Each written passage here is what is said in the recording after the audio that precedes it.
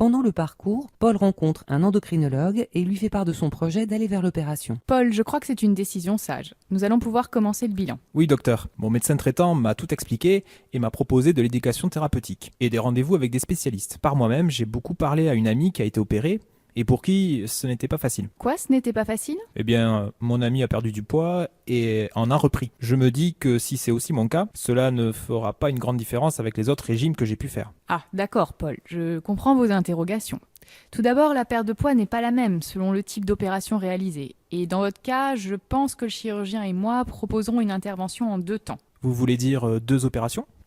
Oui, une première qui diminue le volume de l'estomac et qui permet une perte de poids importante. Oui, vous voulez dire une slip gastrectomie ? Oui, une sleeve gastrectomie, suivie d'une intervention sur l'intestin. Pourquoi pas tout d'un coup ? Seuls quelques chirurgiens, rares en France, sont capables de faire cette intervention en une seule fois. Donc, avec cette double opération, je perdrai beaucoup plus de poids que mon ami ?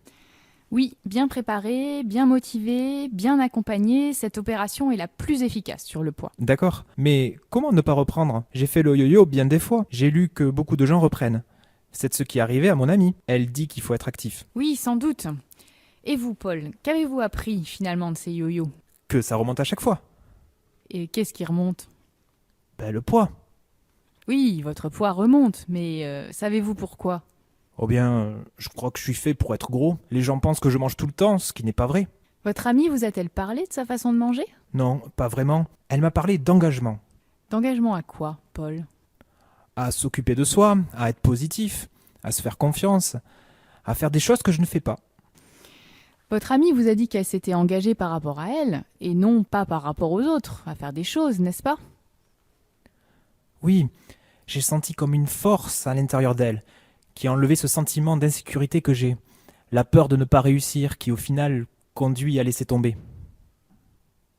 Paul, n'en êtes-vous pas arrivé à ce stade à laisser tomber ou à trouver cette force en vous? Oui, presque. Presque quoi? Oui, presque, parce que j'hésite encore. Je sais peser les aliments, et tant que j'ai la motivation en moi, je le fais. Puis, pourquoi je m'arrête ? J'espère qu'après l'opération, j'aurai cette motivation tout le temps, comme si le chirurgien me l'avait greffé. Mais je doute de moi. La motivation, Paul, c'est comme l'essence d'un moteur. Tant que le réservoir n'est pas vide, il n'y a pas de panne. Mais pour éviter la panne, il faut passer par la pompe à essence. Ah tiens, ça existe pour la motivation ? Oui, je crois, les pompes à motivation où on refait le plein sont multiples. Il y a les médecins, et c'est un des intérêts du suivi. Et il y a les récompenses, ce que l'on gagne en réussissant, qui redonne des points de motivation.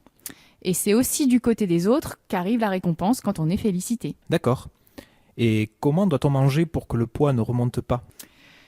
Je crois que toutes les personnes qui ont perdu du poids peuvent en reprendre, comme si c'était écrit dans leur corps. Aussi, il n'y a pas une seule façon de manger qui garantisse que le poids reste stable. Il faut trouver l'équilibre alimentaire qui convient à chacun, en quantité et en qualité, et apprendre pas à pas à l'appliquer. Nous sommes là, la diététicienne et moi, pour vous y aider.